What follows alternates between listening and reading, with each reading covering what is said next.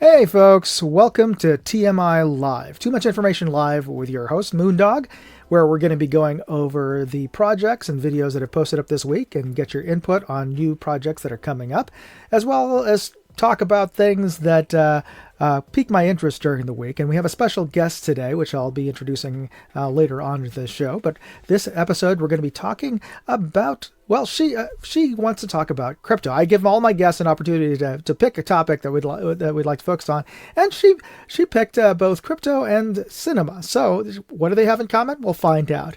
But before we get started, I just want to give a shout out to this episode's sponsor, which is Aura, which is the online cybersecurity company that I use to protect myself when I'm online, whether at home or whether I'm browsing outdoors, especially when I'm browsing outdoors, because when you're using public Wi-Fi, whether it's Starbucks or anywhere else, you don't know who's sniffing on the network.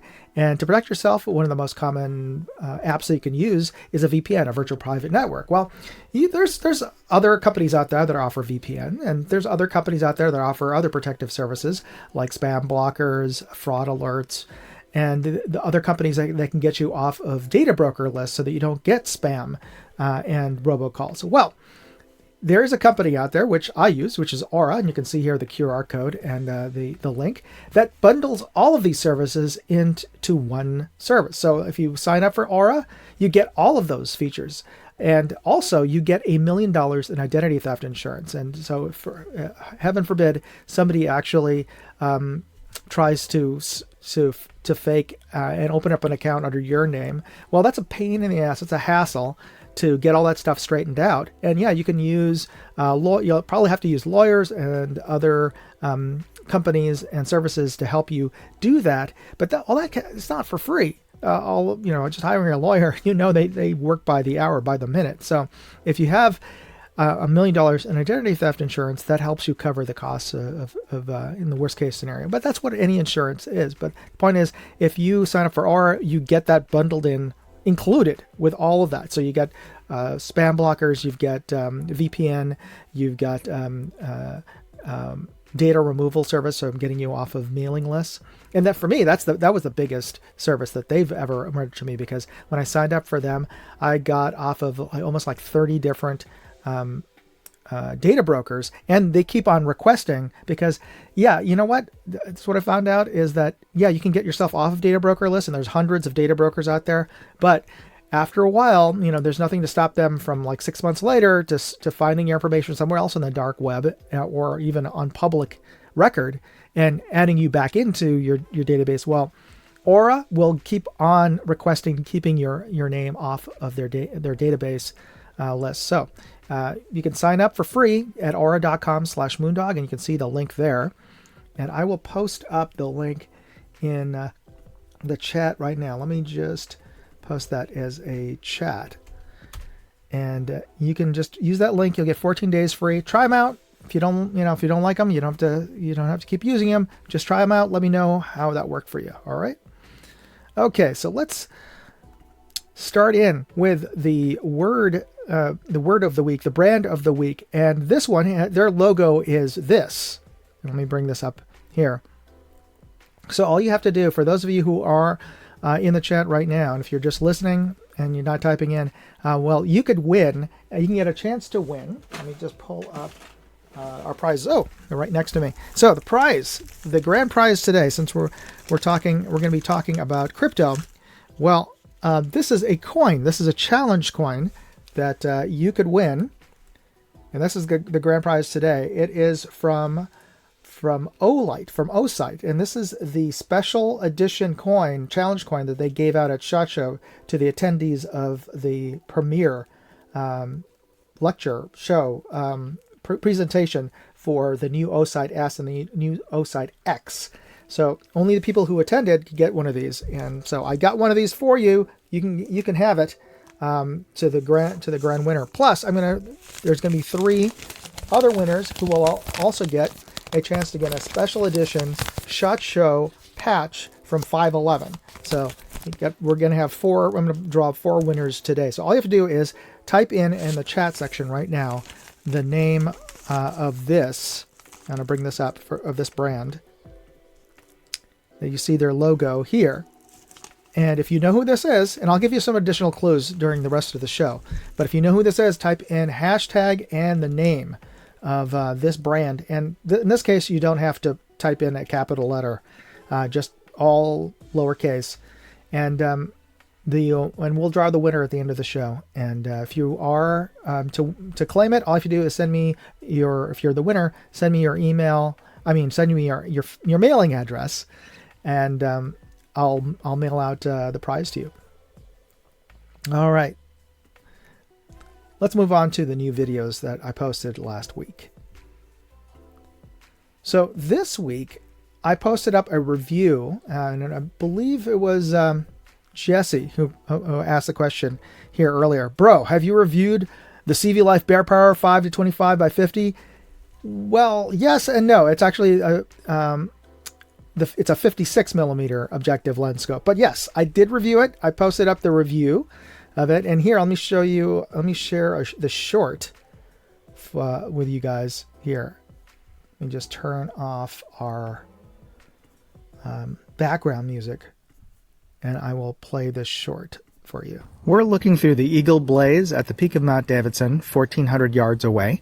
We have the scope set at its lowest power of 5 for the best overall image through the glass, and you can compare the colors that you're seeing inside of the scope to the world outside of the scope. And what I'm seeing is a really good, sharp, clear image that has good color balance and saturation. Now, I also noted that I like this reticle. It's very bold, very easy to see at low power, which is great for you hunters out there. Now, let's bring this up to its halfway point in its magnification, which is typically a scope's sweet spot. And I'm seeing still a really good image and very little chromatic aberration. Usually, you'll see a purple fringing in high contrast areas, like where the trees are silhouetted against the sky. Now, let's bring this up all the way to its maximum magnification of 25 and see what that looks like. And that is still pretty darn good. You can see a trail marker saying that's on the top of the hill. That's the white object of just the right and above the center crosshairs. That is a 3-foot-ish sign on top of a pole, which is a good proxy for an IPSC target at this distance. So I don't know if you guys could see this here. Let me just to bring this back a little bit at the 25 power mark. And so you can get a better look at the image of the glass. Actually, the image of the glass was really good for a scope that has a street price of just under $300. So that's really affordable for the quality, the performance that you're getting out of this scope. Now, there are some compromises. Obviously, if you're going to make a scope that inexpensive, you're going to have to cut corners somewhere. And the turrets are actually pretty good, except for the locking mechanism, which I still found a little bit wanting. And for the most part, for the average user, it's not going to be an issue in terms of having the scope turrets locked down. But it's not bomb proof. Now, it does track, and that I found it did hold 0. So, okay. And Tim commented that the audio level seems a little lower on the clips level. I wonder why that is. So maybe because in that particular clip, I actually had the volume set on maximum, so I'm not sure why that was playing low. But thanks for the heads up on that. I hope the other clips don't play as low. And but keep me abreast as to what it's sounding like from your end, since I can't really hear what you're watching at the same time. So getting back to the CV Life Bear Power, as you can see here, it's a pretty decent reticle.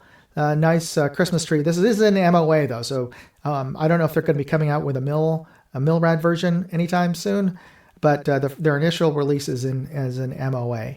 But it's a pretty decent reticle. At low power, it has fairly large outer crosshairs that are quite visible. The inner parts, it's just like any other first focal plane of that magnitude, is going to be a little bit tricky to see, but it has pretty decent illumination. And the illuminated part is just if you're seeing here in this particular view, it is just the section between closer in than 8 MOA on that reticle. So just the very center part of the cross is lit. If you have to shoot in low light, it'll be plenty bright enough to see your central aim point even at 1 power. Plus you have the additional thicker crosshairs to help you aim with that. And we've got Kentucky Rimfire and Hobbies joining in. Thank you for joining up on that. And I'll be giving you guys additional clues as to the prizes. So before I jump off of talking about the CV Life scope, and if you haven't seen the review, check it out. You can see what I'm talking about in terms of its performance.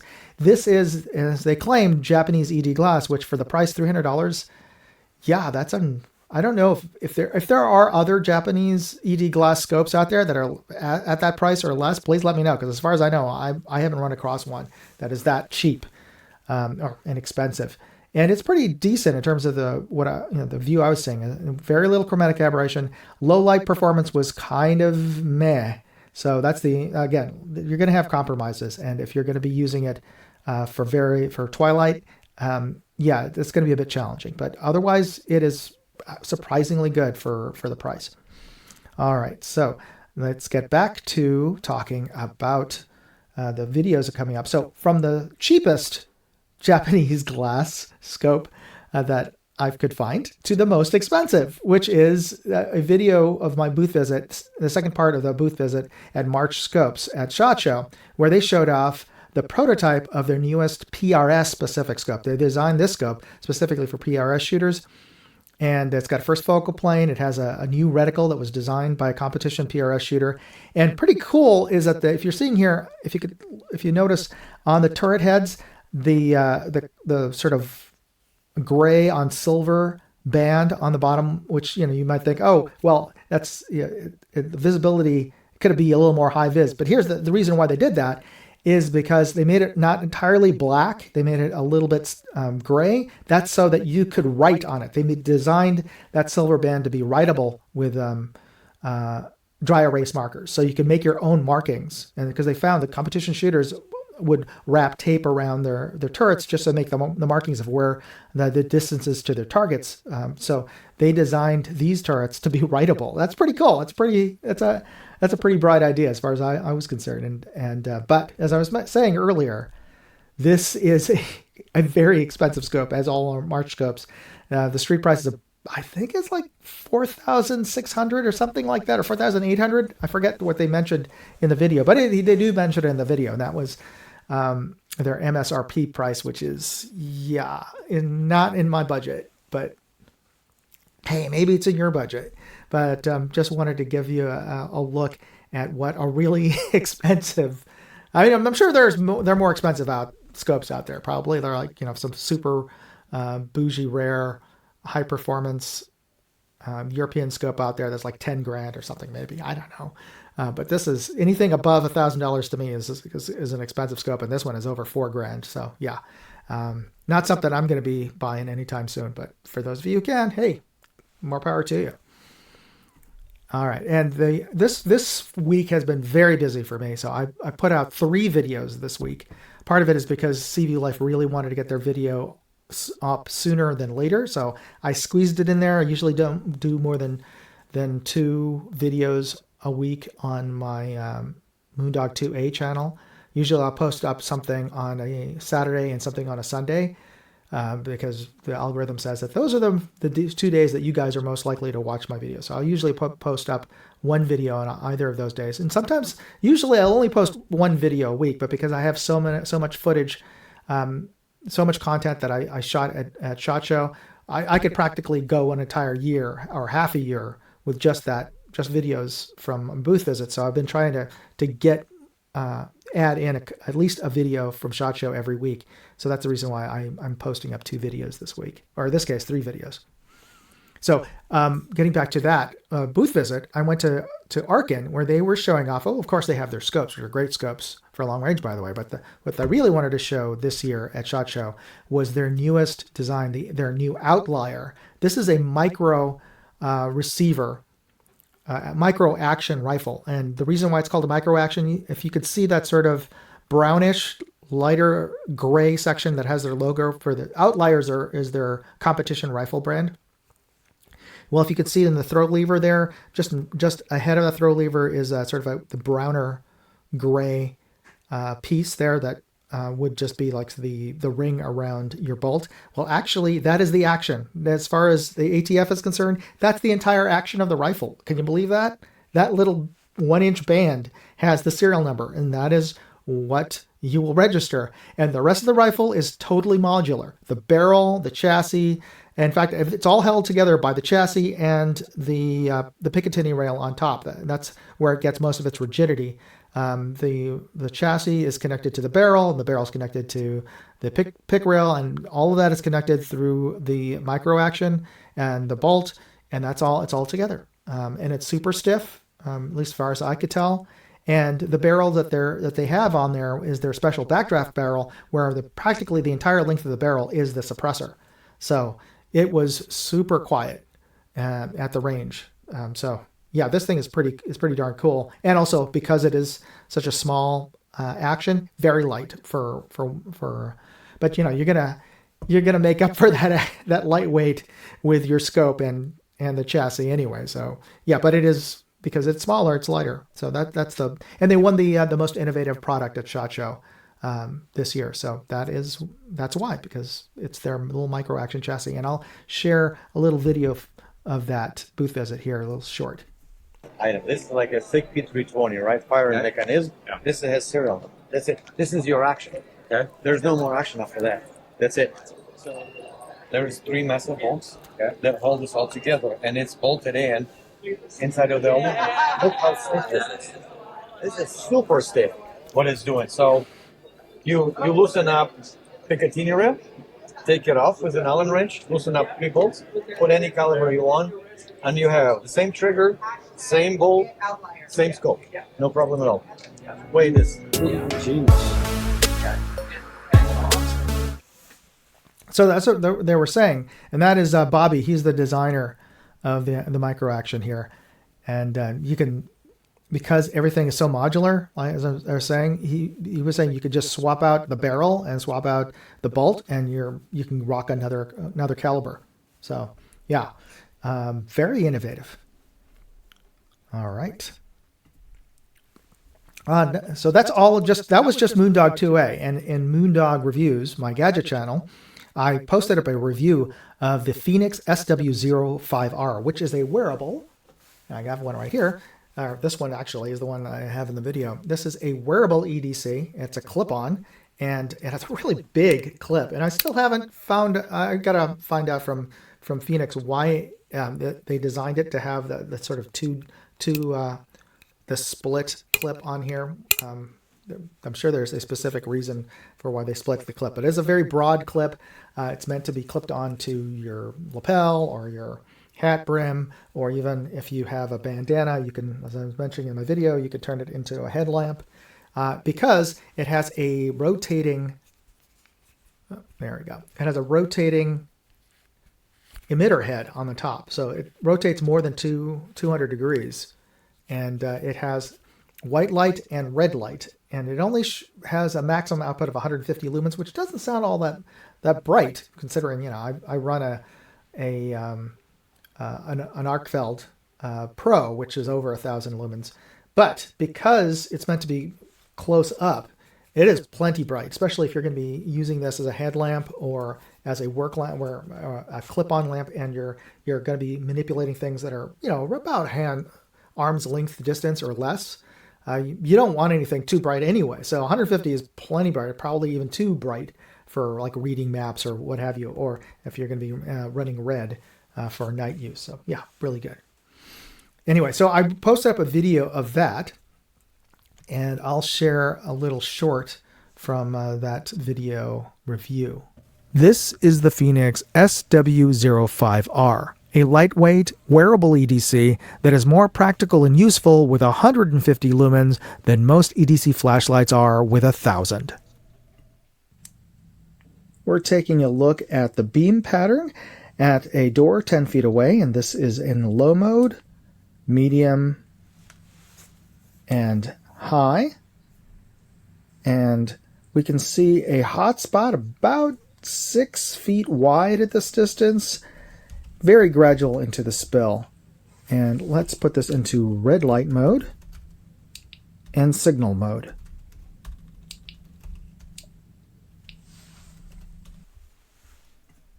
All right, so that is the SW05R. Pretty nifty thing. Check out the review. I've got links to this. Pretty affordable and very lightweight. I just forgot to mention that. Super lightweight because it's a polymer body, but it's very stiff. It doesn't feel cheap at all, like cheap or hollow. It feels very solid, and certainly drop test. I don't know if I'm going to do the KIA test on this and run it over, but I think this is a really well designed piece here. So very impressed with overall construction from Phoenix, but Phoenix makes some really professional grade stuff. All right. I want to give a call out to some of the folks who've joined us already on the side chat, and I can see we also have our guest in the green room. So I'll be introducing her in a bit. But we have Jesse. Thanks for joining us. We have Tim. We have Kentucky Rimfire and Hobbies. We got Vadim. He's my local peep, as I found out. He's not very far from me at all. And we got JC Justice. JC, good to see you. I haven't. I think you're fairly new to the side chat, so thanks for joining us. And we got Hillbilly, of course. I want to thank Hillbilly for all his assistance in getting this live stream up for me. And also we got Pick joining us. All right, guys, thanks for joining. And we've got this is the video that we have from my Moondog Go channel, and it is a short from the Paradox Museum in New Jersey. It is one of those rooms that rotate and give you that sort of disorienting feeling. If you're old enough like me to remember the $6 Million Man and the Sasquatch episode where he goes through this giant tunnel that rotates, it is the same effect. It's very disorienting when you're walking through. This one, not too bad because it's a pretty short. But even just walking through, you kind of tend to want to tilt yourself because it just your visual field shows you if the room is moving, and you want to counteract that effect.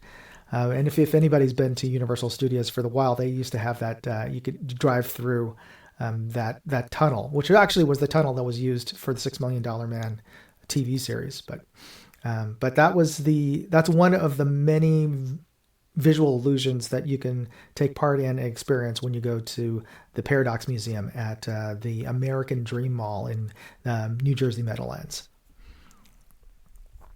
Okay. I'm getting back to the stage here. Now is the time of the show where I'm going to ask you guys for your assistance in coming up with a thumbnail for next week's episode, or at least next week's one of next videos that are coming up next week. And this one is for a red dot that was shown off. It is the HTX-1, which is the first fully American-made red dot that's being put out by Primary Arms. And it also has a very low base, by the way. You can use your actual factory iron sights with this thing. And it's that low as long as you're connecting it on an MOS cut slide on a Glock. Don't know for sure how low and it'll fit on other makes and models of pistol out there, but I guess that remains to be seen. But so this is the interesting thing about this slide is it's 100% American made, which is why I have that thumbnail that's going up. So if you have any ideas, Tim Moody corrected me. It was Bigfoot, not Sasquatch, even though I know they are interchangeable in terms of the crypto animal, but they refer to him as Bigfoot, I believe, in the show is what he's correcting me about. That isn't the comment that I believe he meant for this particular particular thumbnail image. But if you have an idea for a better headline for the thumbnail, please put it in the chat right now. So right now I've got just American made on that, and I'll be posting up that video this weekend. Tim Mooney also added, Andre the Giant played Bigfoot first, then later was played by Ted Cassidy in Bigfoot Returns. I didn't realize that they switched the actor. Interesting. Thanks for that tidbit of trivia. So I'm going to leave this up here for a second while we talk about, while we give you some time to think about a good headline for this. And again, it's for the HTX Red Dot. And I think it may be the first American-made Red Dot, or maybe it's not the first one, probably the only current American-made Red Dot. I could be wrong about that. Let me know in the comments if there is another brand. I'm not 100% sure if Leupold's Red Dots are made in the U.S. Or not. But this is the big claim to fame from Primary Arms, is that new HTX is going to be American-made. And in addition, Tim also said, Tim Cassidy played Lurch. Yes, played Lurch in the Addams Family. So they picked somebody who was very tall, though not quite as bulky and big as Andre the Giant, but certainly quite tall. All right, any final thoughts on that on the Primary Arms? If not, we'll move on. Okay, all right. So you'll be seeing the Primary Arms Red Dot booth visit coming up this weekend. And if anything comes up in your mind and you're thinking about it, it finally comes to you, don't hesitate to type it in the side chat. All right, so here's our next clue on this brand, and this is for the contest, folks. For those of you who joined us a little bit later, the contest today, we've got 4 prizes. We've got the 511 limited edition 511 SHOT Show patch going to the winners. And all you have to do is type in hashtag and the name of this brand that you're seeing, this logo, this B on the left. And here's the clue here. This brand is the first decentralized digital cryptocurrency. So type it onto the side.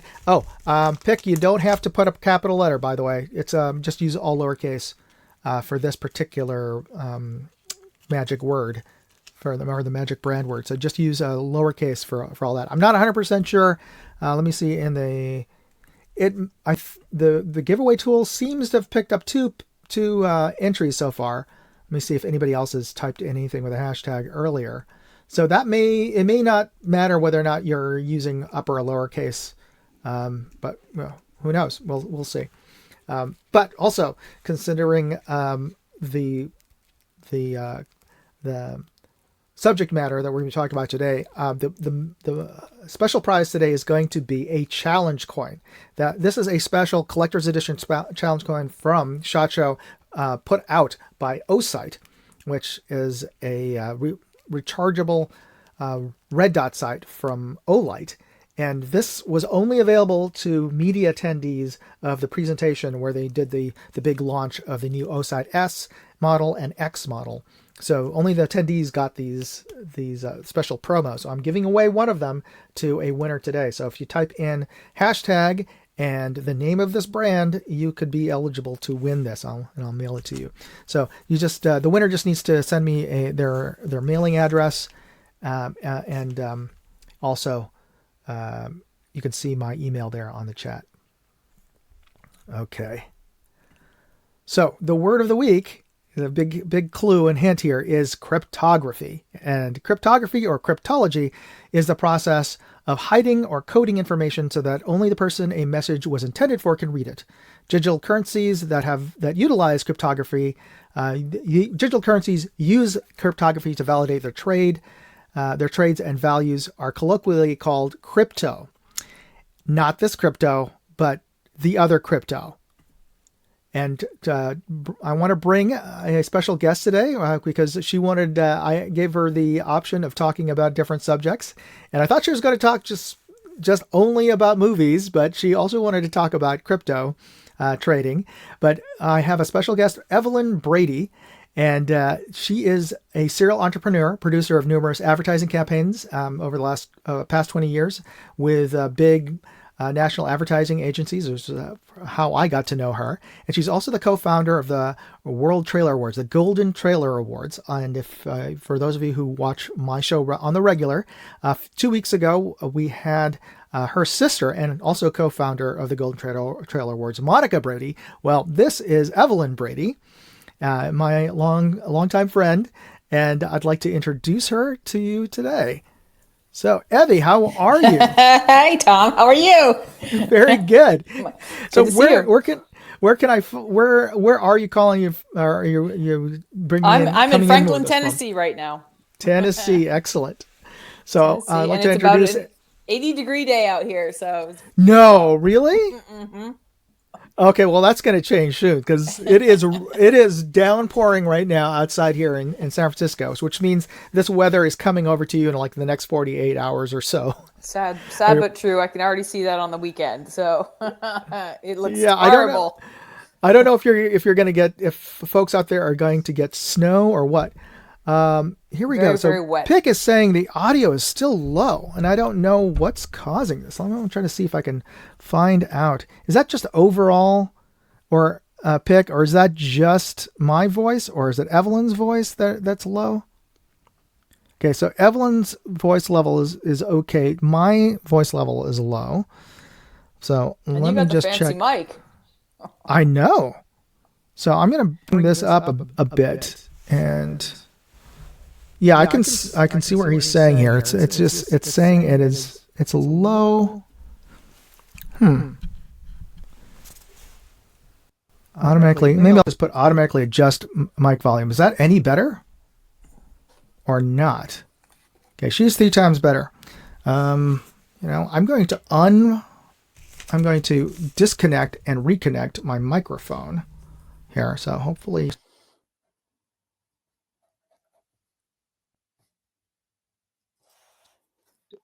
I'm just checking to see audio is any better. Okay, you folks got to let me know if Vic, if there anybody else out there can hear me. Okay, please let me know before we continue because I hate for me to be unhearable. How's it here? How does it sound to you, Evie? You sound good to me. Okay, all right. So Vic's saying he's hearing it 5 by 5, so that's good. So. Okay, cool. Thank you. Okay, so I think it was just that the connection on the microphone on the USB mic was bad. So, uh, Evie, what talking too much about equipment here, but what give us a little bit of background on you. I could wax for hours about you, but I'd Uh, love you for to tell us a bit about yourself. For starters, like where did you grow up? Because I know your family's been all over the place. Yeah, sure. We grew up. So I'm one of five kids in my family, Brady, and we grew up. I was born in Pennsylvania, and then grew up all over the eastern seaboard, everywhere from Tennessee, Virginia, Massachusetts, New Jersey, New York. Moved all up and down, and ended up going to four high schools, and it was good. Finally, when I could move where I wanted, I hit New York. I headed to New York, and The Big Apple. the Big Apple, and that's where I met Tom. And it was funny. I just came across this the other day. You can Oh, see it. It's a classic shot. We're who are those kids? They look like yeah, teenagers. What's going on there? right. So that's as long as I've known Tom.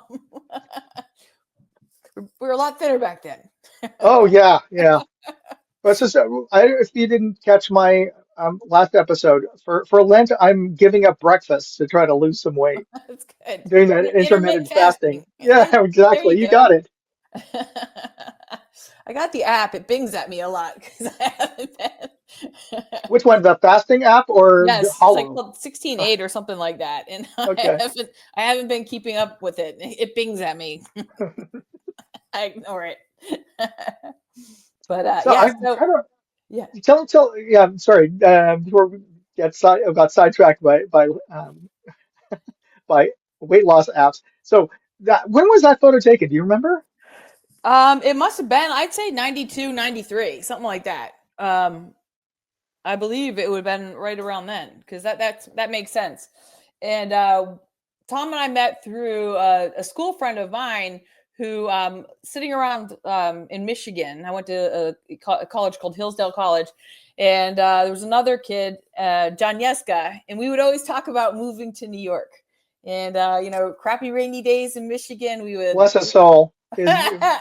Right? I know. Yeah. I know. And we would talk about moving to New York. And when I did move to New York, he said immediately, there's someone you got to meet. And it connected me with Tom. And turns out we live 2 blocks from each other. And then Yeah, that was right. my sister was going to NYU for film at the time, and we shared a crappy apartment on 13th and First. But it was so nice because we lived near Tom, and every Sunday night we would go to Tom's house and watch the X-Files, and Tom would cook a gourmet meal, and it was just like a little oasis in New York City of just great night of TV and food and fun and conversation. So Yeah, that was great. I was living on 15th Street and First Avenue, and sometimes we'd meet up at this great little Polish diner for breakfast. I had like the cheapest breakfast. Was they it like did was it, 275. yeah, I was trying to remember like was that a fever dream that it was like under $3? It was, and it included coffee and juice. I know. It was So amazing.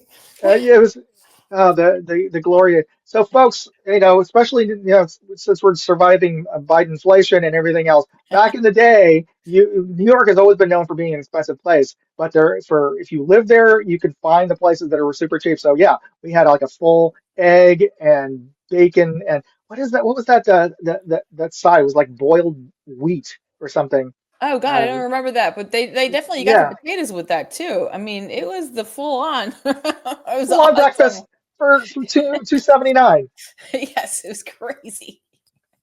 So we would go for that. I mean, there are places like there. I don't know how cheap it is still if you go to like Gray's Papaya. Remember they had like 99-cent hot dogs and Well, you're on your everything. way back to New York this weekend, right? So Yeah. you're gonna let us know Oh, because that's true. I should go look for them. because I think that the basic things, and that is something for anybody traveling to New York. It's not prohibitively expensive. You can survive on a really inexpensive breakfast, and a slice of pizza is cheaper than it is anywhere else. It used to be $1 for the longest time. I think it finally went up to like $1.75 or two. But I mean, even here in Tennessee, it's like $4. So for a slice, one slice. Yeah. So you can get by and have a really good time, and taste the amazing cuisine of New York. It is So yeah, awesome. yeah. So we met in New York, and you got to explain to folks what you were doing. Oh What? yeah, so Yeah. yeah, so I was my uncle had been an agent for directors like who shot commercials and photographers, and there was a business there called City Stage and Big City Productions, and there was this classic ad of the decade in the 90s or the 80s, the 90s, but it was the Maxell ad with the uh, it Yeah. was a cocktail going off the table. I think it was like a Cosmo or a um, It's a more martini like glass for martini. sure. It was a martini. Yeah. Yeah, going off the table, and it was Maxell. The speakers were blowing and the drink off the table, and so that was one of the talent that was on my uncle's roster. So as a kid, growing up in middle America or all over the country, my uncle said, "Come work for me." And I was like, "Oh heck yeah!" I didn't have to think twice. Like that's so much fun. Love that nepotism. Oh, totally, totally. And then the other one was they also shot all of the Absolute ads that hung on like college kids walls at the time, and that they shot all of them. So I was like, oh, this is really cool because I can go do cool stuff and live in New York and live the dream. It was really tough work though. I mean, you were because it was just like anything else. It's everything is elbow grease, isn't it? It's like nonstop. But I did that. I was an agent for the beginning, so that meant I called on clients like Tom. Tom was an art director, creative director. He was called a double threat. No, sorry, art director, copywriter, double threat. Yes. Yes. Yes. Thanks, Tim. And a lot of cool clients. No one as cool as Tom, but like a lot of cool clients. So these are people who are paid to be creative for a living, and so it ends up being a lot of amazing people. And so I did that. But what happened was, what early on was I got handed a assignment for one of the photographers I worked with, and he was his background before he went into advertising was he shot like all the top stuff for Sports Illustrated magazine. So, that was like the heyday of Magic Johnson and like all the Yeah. cool stuff for Nike. And he was an amazing photographer. But I got this ad, and the client. So I worked. So I had to hand everything off to the production company that I worked for, and they were like, you got to find the best skaters in the country, and I handed it off to the producer. It was my first big job, and it was a lot of money, and the producer went to did all the casting for it in a mall in Connecticut, and handed me a tape, and it was probably some of the worst skateboarders I'd ever seen. I was just saying, are there any good skateboarders in Connecticut?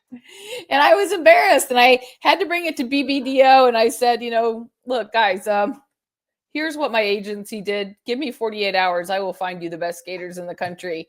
And they said, we trust you. And I went and I grabbed some skater magazines. They all had numbers of like on the bottom of the thing. And I called them. I had their reels FedEx to me. And the very next day, I found who was on the East Coast. And I found a place to shoot in Brick, New Jersey. And it was an amazing skate park.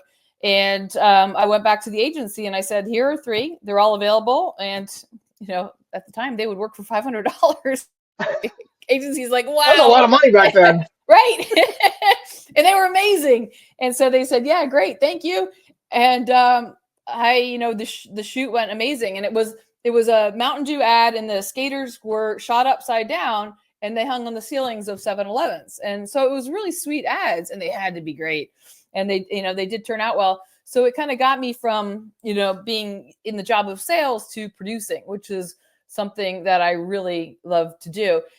I also realized that, having a tad bit of ADD, being in the hot seat as a producer really makes you laser focused, and it's something I'm really good at. So, I ended up being an agent and a producer, for about 15 years, really. Yeah, play to your strengths. Wait, what's that? Yeah, play to your strengths. Oh yeah, you got to play to your strengths, right? Yeah. And it kept it fun. It was always something to do. Your neck was always on the line, so you got it done. So and I love that. And then I went from producing print ads to commercials, and loving that as well.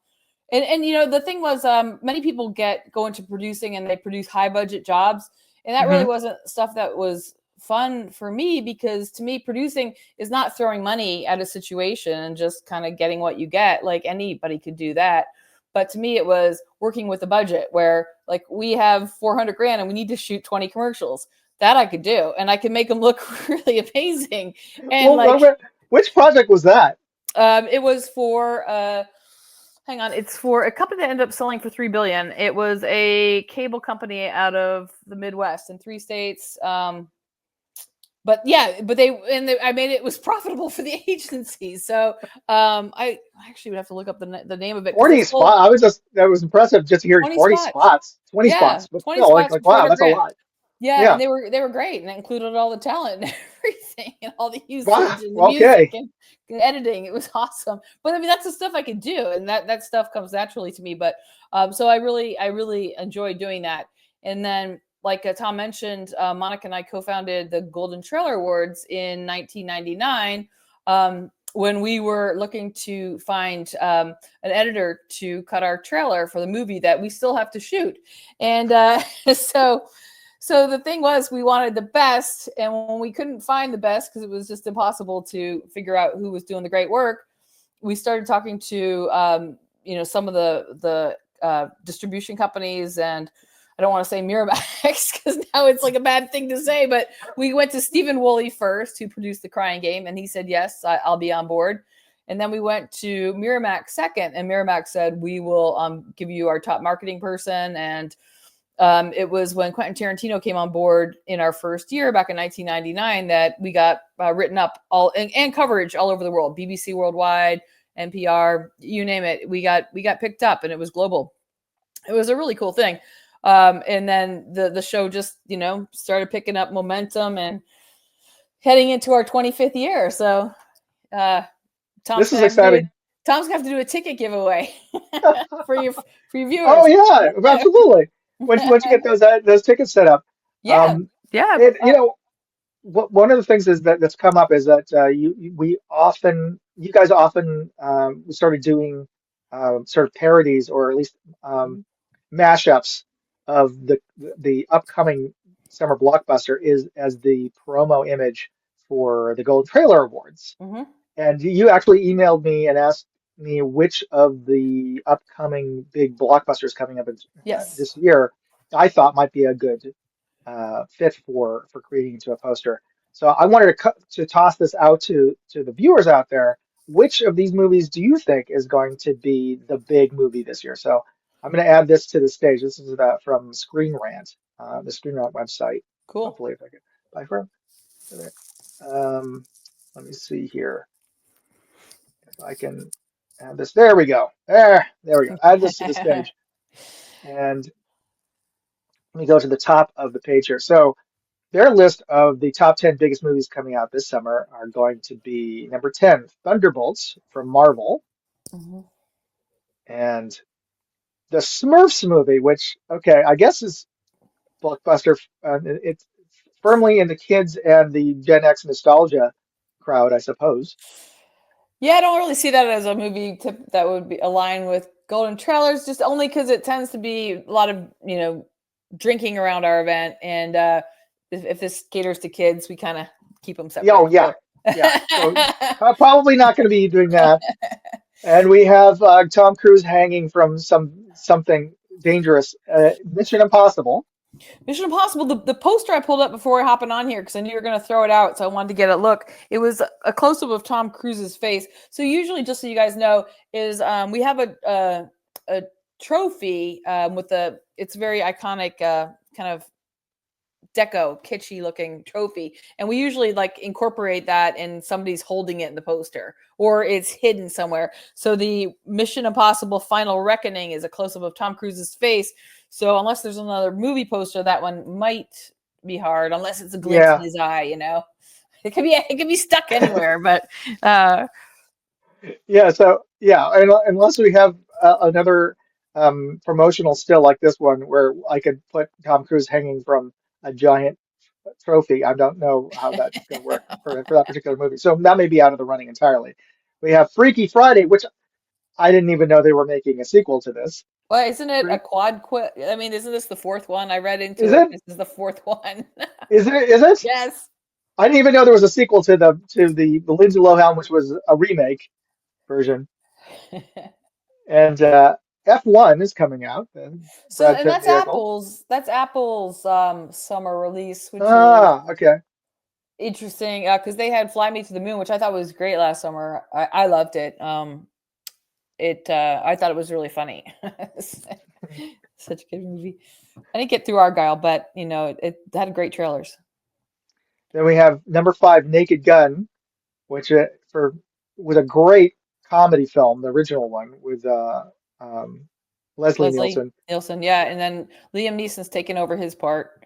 And I'm But pretty sure they cast him because of the similarity in name. that's it's funny. Uh, but Paul Walter Hauser is playing the captain, Ed Hawken. And I am a huge fan of Paul Walter Hauser from the I, Tonya days, and everything he does, he steals the show. I think that guy's amazing. And then we have this one I haven't heard of it at all. The Battle of Bacton Cross. Hmm. Is this a period film? We have to do a little more looking into that one. If anybody likes that, we'll take a look at it. Mhm. Fantastic Four First Steps may be good. I don't know.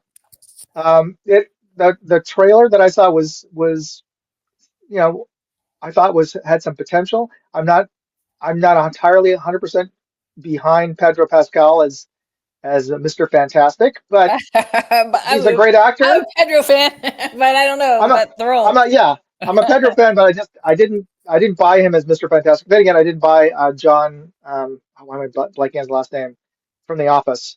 I Um, am? No. no, John. Oh, yeah, yeah. It's like Krasinski. Krasinski. Yeah, yeah, yeah.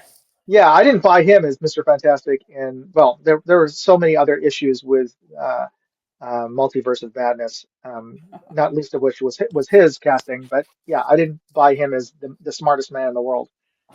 He's a great guy, but just didn't have that sort of arrogance that it's it as far as a character in Marvel Universe, Reed Richards was always like the kind of arrogance that Robert Downey Jr. exhibited as Tony Stark without the bravado, just sort of a drier arrogance, just because he was the smartest guy, but always sort of played it sort of low key, much more low key as a comic book character. So I don't know, maybe he can pull it off. We'll see. Well, Tony Stark totally nailed that role. Yeah, He's so good. yeah.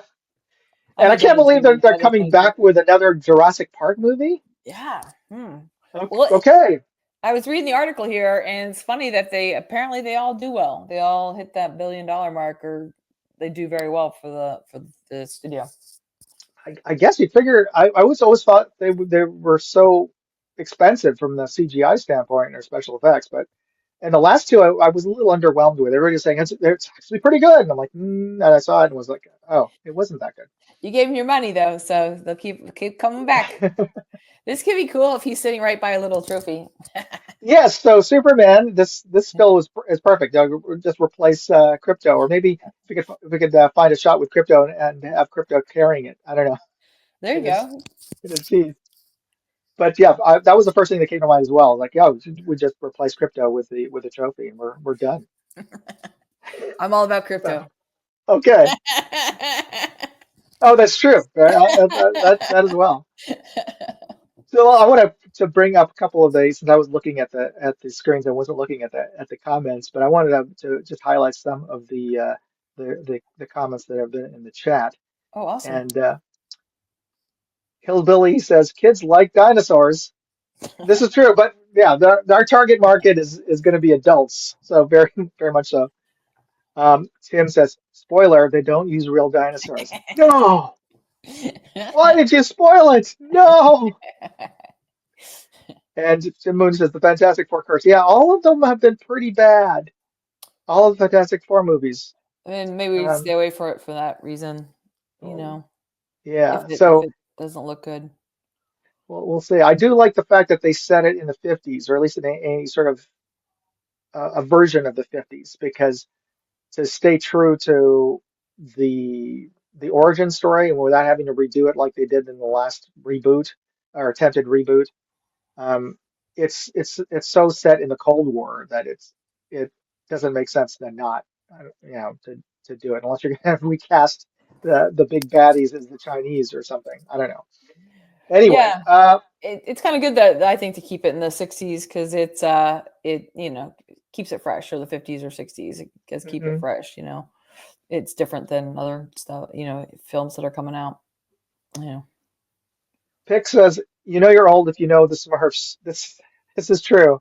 I don't know if they're trying to relaunch it for a new generation or not. And one comment Oh from wow, Tim Tim! from a while back. So Tim's not Amazing. far from Hillsdale. That's cool. That's awesome. North, south, east, or west? So Tim, yeah, which direction are you from Hillsdale? You Detroit? So when you were at Hillsdale, did you go explore the rest of Michigan much, or did you stay on campus mostly? No, we would go like up north in the fall, which was stunning. And then in the spring, well, in the spring we would hang out at the lake. There was a lake near the college, and that was cool. And then for date party weekends, we'd go to Canada, sometimes Chicago. That was pretty much it. So these are group dates, date party? Yeah, date parties, like the sororities and fraternities would have them, and then everybody Oh, would okay. bring a date, and then you go off travel. But other than that, there always seems like there was. Oh wow, okay, cool, so pretty. That there was stuff going on. But it's a very pretty state. It is pretty rainy and gray in the winter. But as a person with ADD, it helps you study. So I'll say that it forces you to study. Maybe that's more like Yes. it. All right. Well, if anybody else doesn't have any comments about which movies you think are going to be a big draw this summer, let's move on.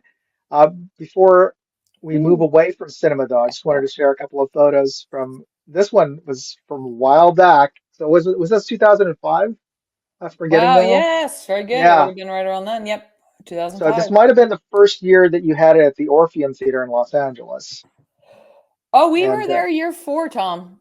oh, were you? Okay. I think we were. Yeah. We were there 4, 5, and 6, 7, and 8. Okay. Yeah. And And oh, yeah. Always a good party, guys. So win yeah, those if you're tickets in, from Tom.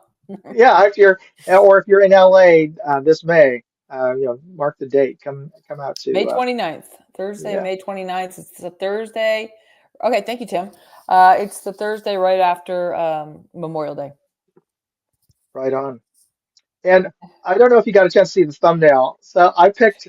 This is also from that same show, the post show. Oh wow. Okay, Edward James Olmos. Yeah, Yes. So Olmos. for those of you who don't, didn't immediately know who the people were in this photo, the man in the center there is Edward James Olmos, and he was coming off of just completing the first season of Battlestar Galactica, and he showed up at the after party over. You had rented a house, I Yep. bel in the Hollywood Hills. It was right beside the comedy club, I think. Whatever Pauly Yeah. Shore's mom owned. Yeah. So that was Pauly Shore's mom's house. No, the Pauly. I think they own that too, but they own that comedy club that was right Oh, yeah, there. yeah. Yeah, and I think they own the house as well. But we just rented it, like I don't know him or anything. And then the gentleman to my left, John Roach, he was friends with Edward James Olmos, and he invited him over, and that was just a crazy surprise. And like I just Yeah. remember he walks through the door, and Tom's eyes light up, and he's like, "Hello, oh hello, sir." It Yeah, was classic. I was like walking through, and then like another guy's walking out of the kitchen or somewhere. I'm like, oh my gosh, I know that's Edward James Olmos. And then he pulls out the Battlestar Galactica that he had just shot. The special effects weren't in it. And he goes, do you guys want to watch, this episode we just finished putting together? And Tom was just like, whoa. Yeah, so it's Yes. awesome. We all sat around the TV in the living room and watched the newest episode of Battlestar Galactica that wasn't even out yet. Amazing. What a great memory. That was an awesome night. And Cool. specifically because I'd heard about the show and I hadn't actually seen any of the The new episodes, but one. after seeing that, I was like, oh, this is really good. And so I definitely watched the whole series once we got back. So yeah, that was a wonderful once in a lifetime memory kind of weekend. So yeah, That's that's awesome. one of the great things about hanging out with you, Abby. It's Uh, always an adventure. Likewise, Tom. And Tom's the one who does all my my save the date invitations that are so amazing because he also finds that one line in there and it makes it it's so killer. They're all so funny. Like one of them was oh my god, yeah. That's great. This is right, we're getting ready to watch. Yeah, one of the classics was like for the Hangover 3 poster, and it was like not everybody gets an award, but everyone can get a hangover. Not everyone gets an award, or something like Yeah. that. They're all so good. They're all so good. Like it's like Well, my favorite one, I think it was actually Earl came up with the line. My other writing buddy, Earl. It was for we used Wolverine, and it was uh, oh, the best cut wins. Best So Cut Wins that is was a perfect. classic. Yeah. They're all so good. So You'll have to keep uh, everyone posted when you come up with it. yeah, absolutely. So I we're actually getting towards the end of the hour. We haven't even gotten to the main topic that you wanted to bring up. So you want to jump into that? So you Yeah, were going to talk about crypto. we could get started, but we can always come back. It's just something that I got into in 2021, I'd say.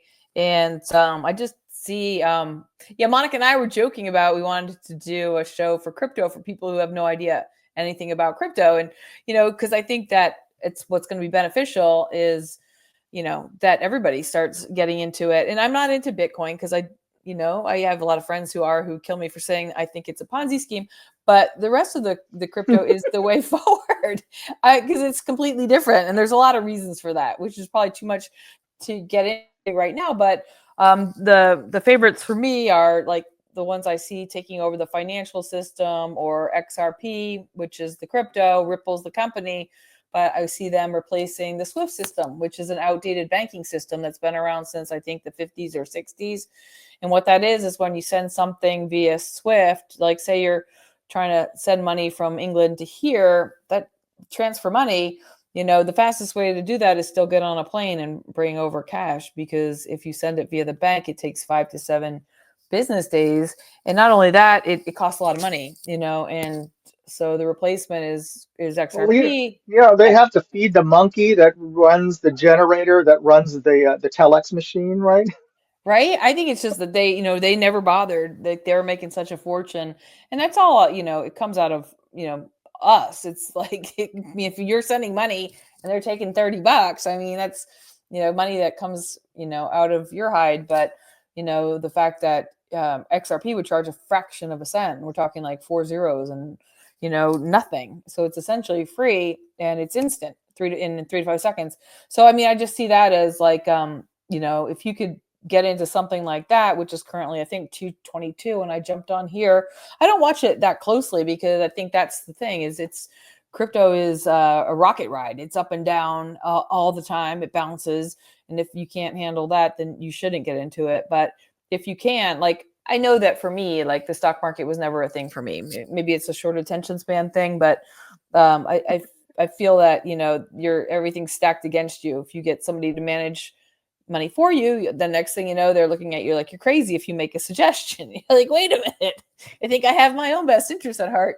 But with crypto, you can pay attention to things, and you could learn easily how to read, like, coin market cap is where you can get a look at various coins. They're all ranked in order, like the most popular 1, 2, and 3. I think XRP, it's probably sitting at number 3 right now, but I think it will flip back into the first spot before too long. And,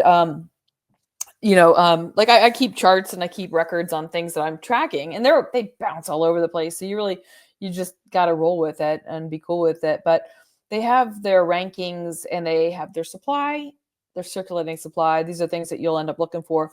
Currently, like, you should get coins that are based in the USA, because like all the talk online is that they will be tax free. There won't be any capital gains tax. You just have to hold on to that American crypto for a year, and there'll be no capital gains tax on it. That saves you a nice 20%. You also, when you're on CoinMarketCap, and we can get on this like next time, and whenever you have a hold in the schedule. Yeah, because we're gonna have to like take a step back for everybody else, because some of the folks who are watching, like Hillbilly, um, he day trades crypto, so he's up to speed with all of this. But things we like, some basics of like, what is crypto, what is XTR, we're gonna have to get into that, and I'm sure it's gonna take like a whole half hour at least. Yeah, because I mean, I think it's fascinating, guys, and I use Uphold as my main, because Hillbilly probably uses like much more involved trading platforms, and I'm not that trader yet. I mean, I love it, so maybe someday, but right now I'm happy on Uphold. I use Coinbase, but not as much. And anybody could start putting their toe in on Robinhood, because you can get XRP on Robinhood, and it's just a good place to start. Just to start paying attention, it'll make you pay attention. And very soon, the SEC case will drop. The SEC appeal case that has been holding back the price is going to drop, and I mean, literally, it could be any day. And when that happens, XRP will shoot up. So it's gonna be a fun ride. So too, it's kind of good to have something. Okay. So we'll put a pin on this and pick a good date to come back and just talk just all crypto on this.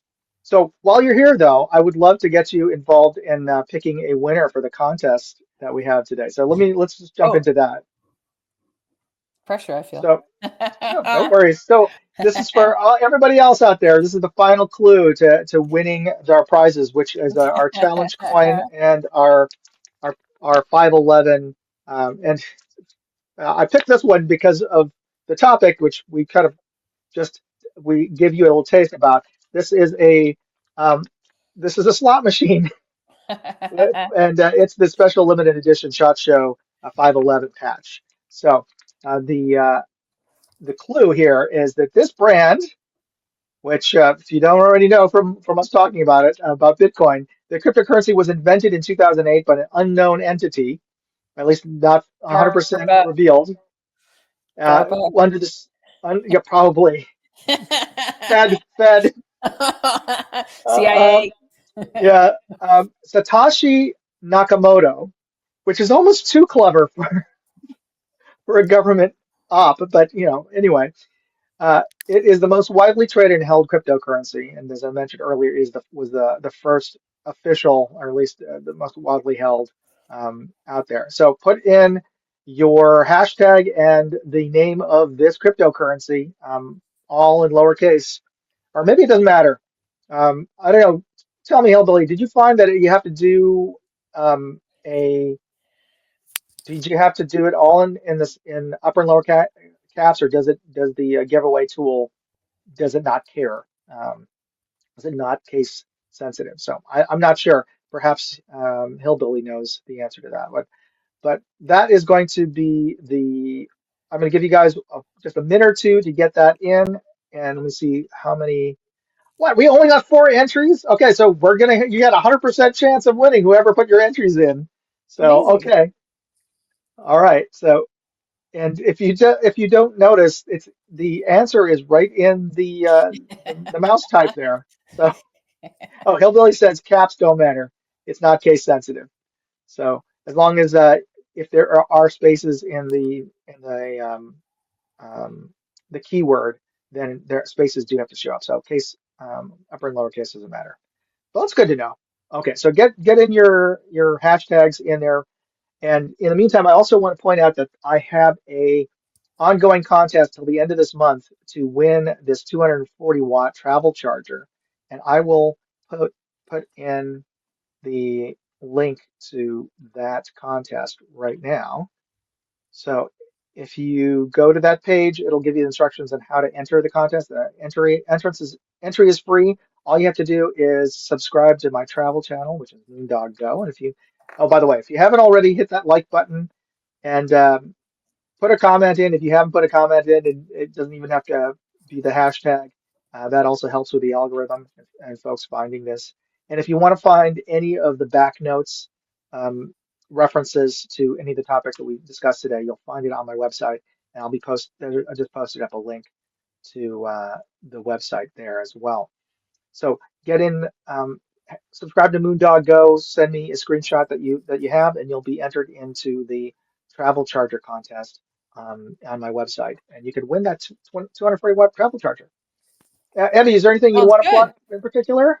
Oh, well, That I have an app, Vuniverse, that if you want to know what to watch next, if you check out Vuniverse.com, it's available on Apple and Android. And yeah, basically you just put in your information, not too much, just, what services you have and while using AI, all while protecting your data privacy, it'll start feeding you suggestions of what to watch. So that's Vuniverse, and it's something I'm working on also with Monica. And yeah, we'll have a crypto component to it at some stage here in the near future. interesting. So with Okay. rewards. So All right, I'm going to bring up the so definitely everybody go to View Universe VU. You want to so Evie, why don't you absolutely, yeah. Oh yeah. type Chat it with up there everyone. for everybody You got in it. the chat and You. download it for your iPhone or for your Android, and it's a great app to help you find content on all the various streaming services you're probably signed up for, or you would be interested in, and that'll help you find the content you're looking for.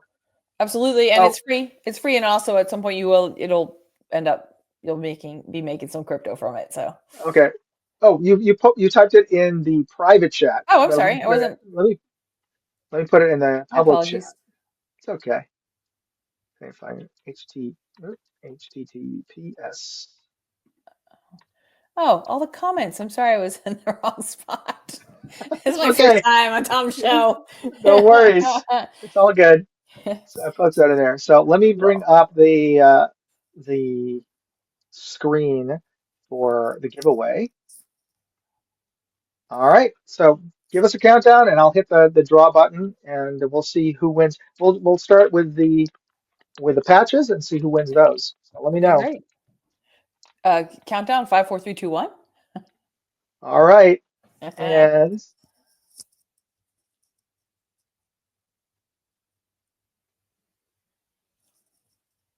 Vadim gets the patch. All right. Let Nice, me just Vadim. take a Congrats. screenshot of that. And our next winner for the 511 patch is going to go to 5, 4, 3, 2, 1. Hillbilly. Hillbilly gets a Yay, 511 patch. Hillbilly! Go Michigan. And this is going to be for the final patch winner and also for the challenge coin winner, because whoever doesn't get the patch gets the challenge coin. 3, 2, 1. Kentucky Rimfire gets the patch, and that means that Pick, you get the challenge coin. So congratulations to everybody for participating in this. And let me see here. And everybody be sure to send me your mail to address, and I'm going to post up my email there. So send me an email. Just remind me. I'm if you've won in the past, still put your mail to address. That way, I don't have to go through all of my old emails and find your address on there. So just let me know what your mailing address is, and I'll get that out to you later today. And I want to thank our special guest, Evelyn Brady, for joining us. Thank you, Tom, and thanks everyone for tuning in. And what else is coming up? I know you have the show coming up in about a month and a half or so. 2.5 months. 2.5 months. Starting soccer next week. I'm excited about that. There's a league here that plays local. It's the Silicon Valley Boilermakers. So our team's named after a drink. Lots of stuff, but that's on the horizon. Oh, we're actually, Monica, my sister and I are going to Singapore for the XRP conference, June 10th, 11th, and 12th. And forward to that. It's my people. So I love them. So. Okay, so for those of you jet setters out there who are interested in currency trading, head off to Singapore and you can have a drink with Evelyn and Monica. We'll all get there. Right. And I want to thank everybody for joining us on the live stream today. And I will have Evelyn back again. We'll get knee deep into crypto this next time. And so I want to thank everybody again. Tune in next week. The show will be back and I'll have a new guest then. And for those of you who, if you have any additional comments, please put that into the chat. And again, I want to thank everybody for hitting that like button and subscribing to all the channels and for taking the time to watch this. God bless everybody. Thank you, Tom. Take care. Moondog. Hey, I'd like to know what you thought of this video. Leave me a comment or chat with me on Facebook, Twitter, TikTok, MeWe, Instagram, or Locals. And if you want to see all of my videos, go to moondogindustries.com.